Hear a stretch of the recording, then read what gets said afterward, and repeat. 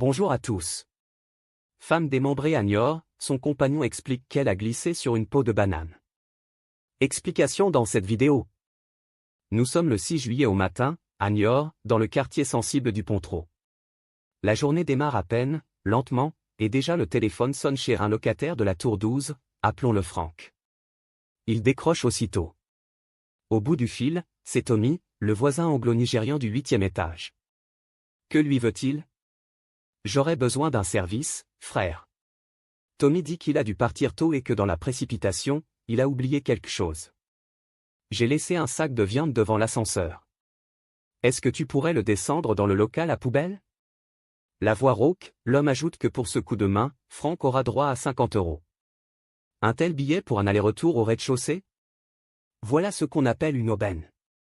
Ni une ni deux, Franck saute dans une paire de chaussures et descend dans le hall. D'un coup d'œil, il avise le cabas, comme indiqué par Tommy.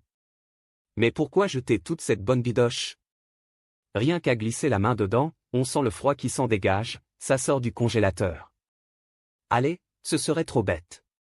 Franck plonge ses deux mains au fond du cabas, éventre le sac poubelle qu'il contient, et recule, horrifié, à deux doigts de vomir. Il a vu ce qu'il n'aurait pas dû voir. Senti ce qu'il n'aurait pas dû sentir.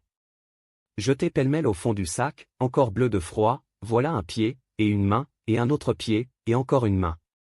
Tout cela décongelant ongle par ongle, marinant dans un sang gluant, bruissant de glace pilée. Vision d'épouvante. La police est vite sur les lieux.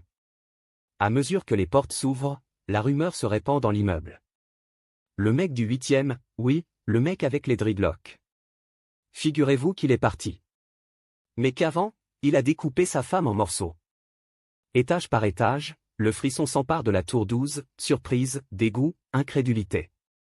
Et tandis que la police emmène le brave Franck, traumatisé, on se refait, sur les paliers, le film des événements.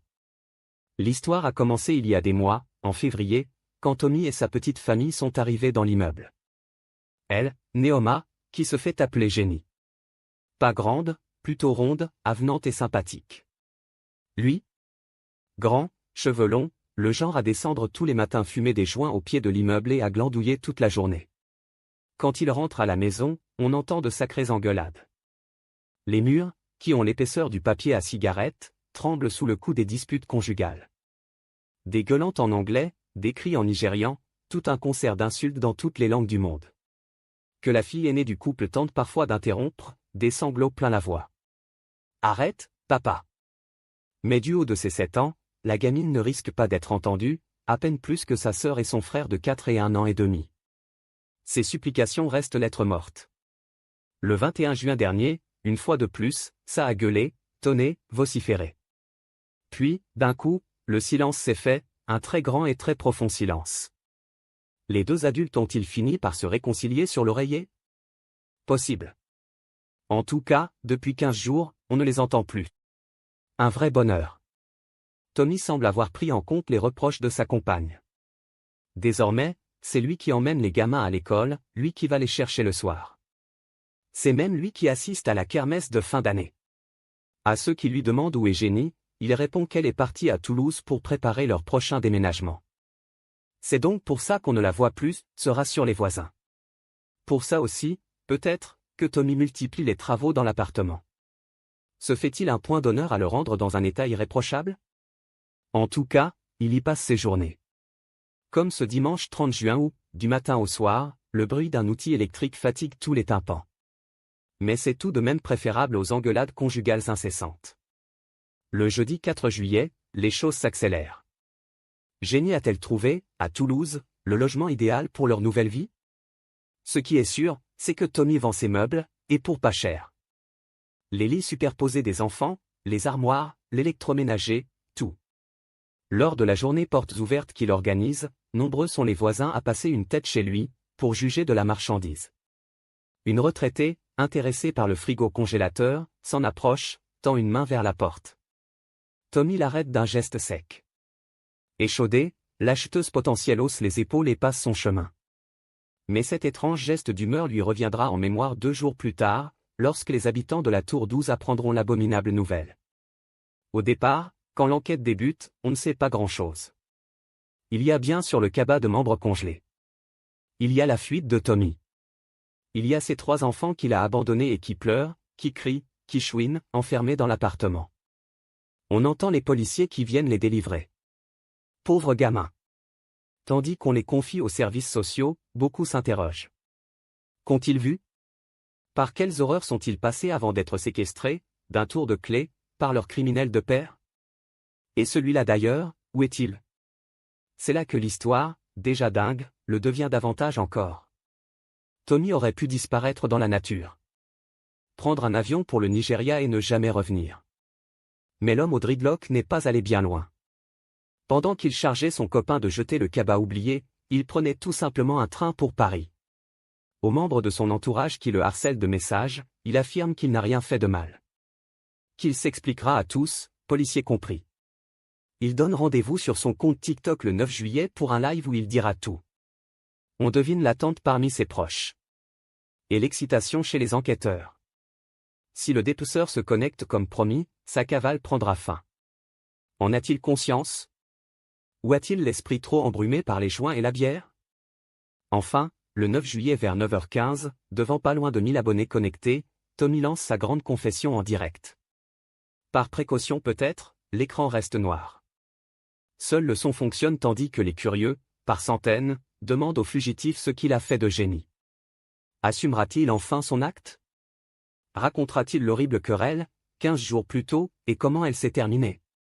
Tous l'espèrent. Mais Tommy godille. Élude. Contourne. C'est seulement une fois criblé de questions qu'il finit par lâcher sa version des faits. Elle vaut son pesant de cacahuètes. Ce soir-là, raconte-t-il, Jenny a eu le malheur de glisser sur une peau de banane. Et oui, c'est aussi bête que ça. Tombée à la renverse, elle aurait percuté le coin du radiateur et se serait tuée, comme ça, sur le coup.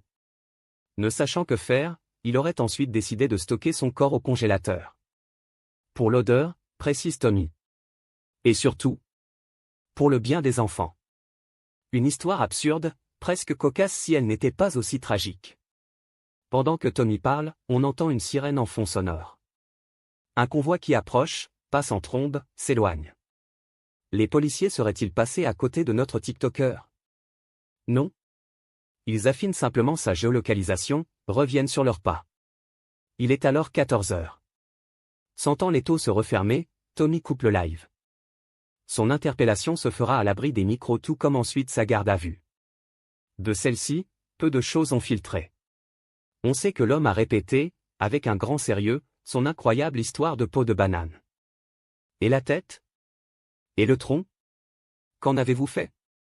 Tommy finit par lâcher qu'il y a eu un autre sac, et qu'il l'a jeté dans la Sèvre niortaise, depuis le pont de la Chamoiserie.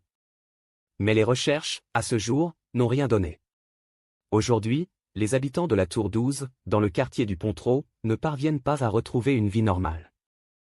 Comment exprimer le séisme émotionnel que l'affaire a provoqué dans l'immeuble? On pense au chagrin des enfants de Jenny. Au choc de Franck, le voisin, que la vision morbide du cabas continue de hanter. Au malaise de cette dame, à 2 doigts d'acheter un congélateur rempli de membres humains. Mais aussi à ceux qui, indisposés par le lancinant vacarme de la perceuse, savent désormais à quelle boucherie se livrait Tommy. Chaque détail de cette affaire paraît invraisemblable, digne d'un film d'horreur de série B. Pourtant, tout est vrai. Les locataires de la Tour de l'Angoisse sont bien placés pour le savoir. Merci d'avoir regardé, n'hésitez pas à partager la vidéo avec vos amis et à vous abonner à notre chaîne pour ne manquer aucune de nos futures vidéos.